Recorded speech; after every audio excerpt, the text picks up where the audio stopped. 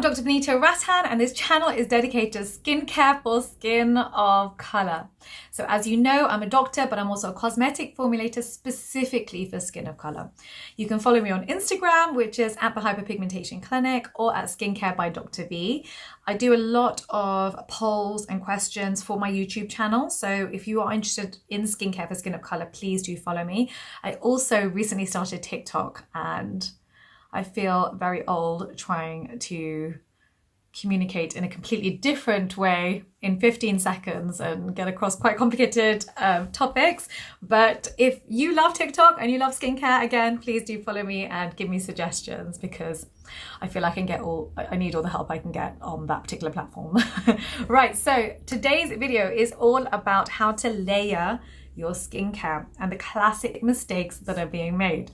If that sounds good to you, please give me a thumbs up.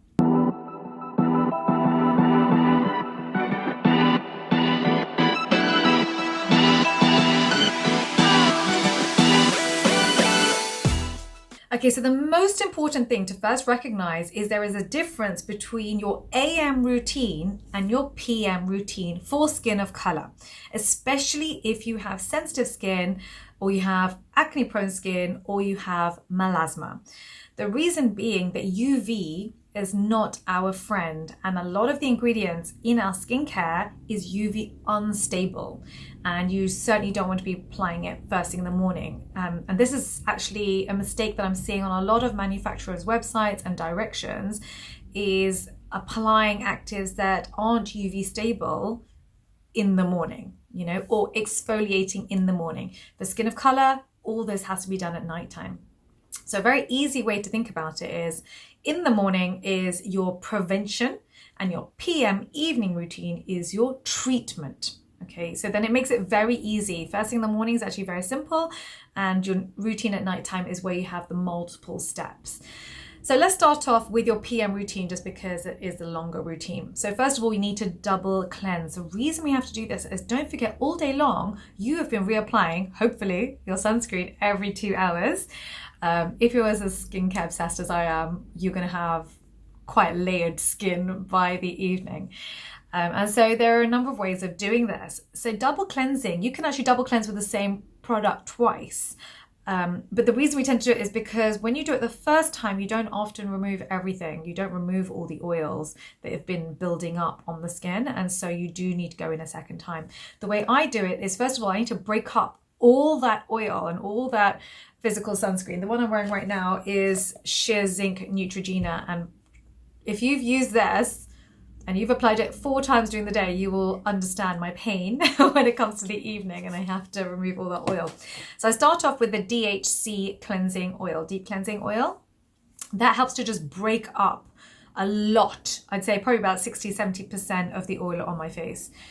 So then I'd wash that off, and then I would go in with another cleanser. So at this point, often I usually go in with my Micellar Facial Gel Wash, which is very, very gentle. If I feel like this isn't enough, then I will use the CosRx face wash, because it does tend to remove a lot more oil faster. I'd say go in with an oil-based cleanser first, and then I would go in with a foam cleanser.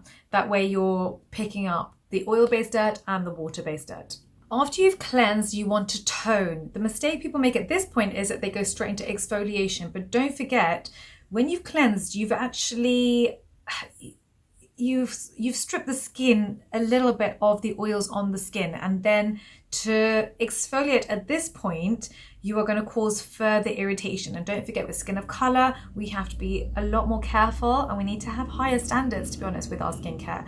So at this point, when you need to tone, but when you tone, do not make the standard mistakes, which are using things like alcohol, witch hazel, anything with essential oils in it, anything with fragrance in it, or any other drying alcohols in there. At this point, we need to hydrate. So your toners need to be hydrating, and it also tends to take off any excess makeup on the skin. So the ingredients you want to look for on the back of the packaging for toners are things like hyaluronic acid, ceramides. You want to see antioxidants. What other ingredients do I love? Peptides, and niacinamide. Those are all great ingredients to find in your toner because you're replenishing your skin at this point. So it's obviously difficult to find a toner with everything in it, but it's important first of all to find out the best toner for you.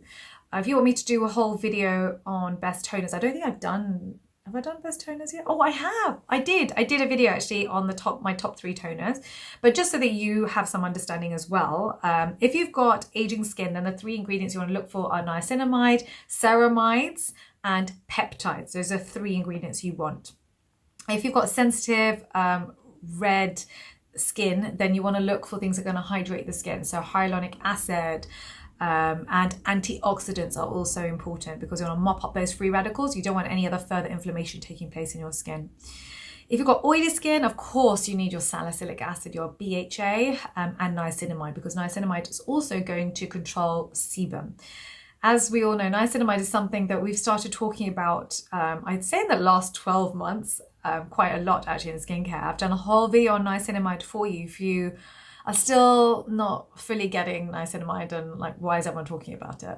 And you want to know, and you're getting FOMO, please go watch my niacinamide video. I do break it down into detail for you. Okay, so moving on to step 3, which is your exfoliation. So my favorite AHA for skin of color, and the AHA that I use in my treatment at the Hyperpigmentation Clinic, is mandelic acid. Mandelic acid is the largest molecule, and that's the reason I chose to formulate with this particular AHA over all the other AHAs, because it physically, you cannot burn with hyaluronic acid. The molecule is so large, it just doesn't penetrate deep enough to cause any irritation to the skin. So that is my favorite AHA, and of course my BHA salicylic acid, great for skin of color.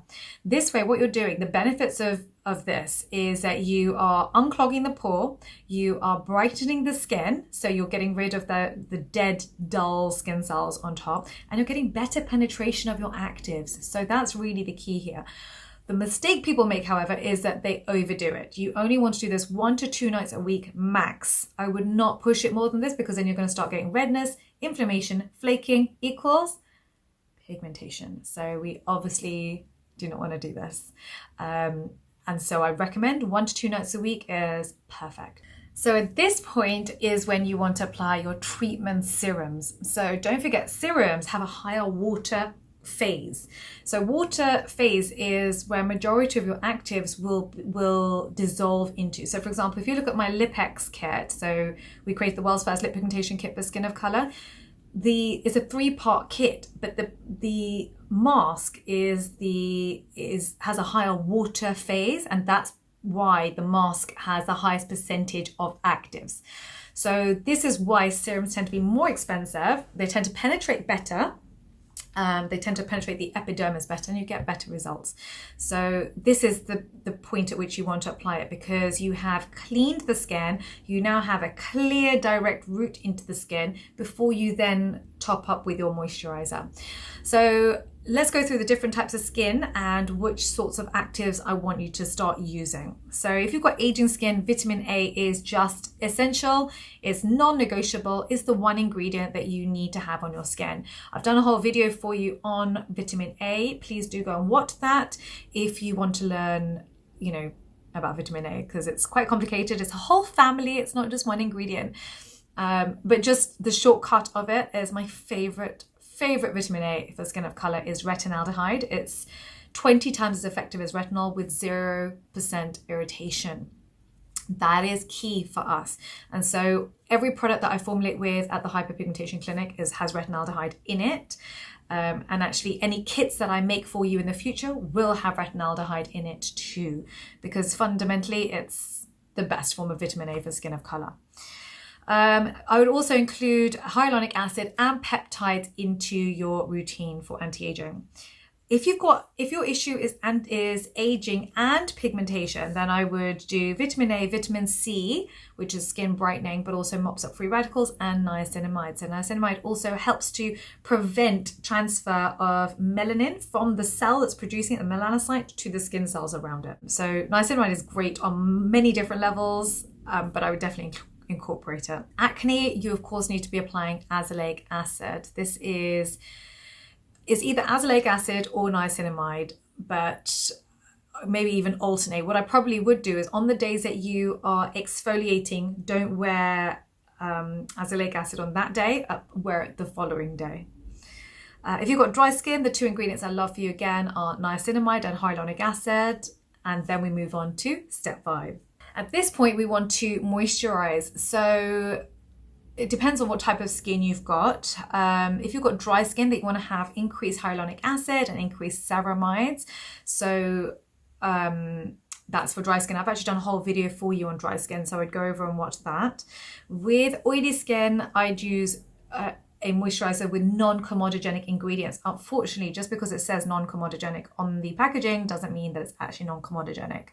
If you want me to do a video for you on exposing all the non-comedogenic moisturizers, which actually have comedogenic ingredients in them, then can you please write that down below for me so I know that's something that you actually want to see.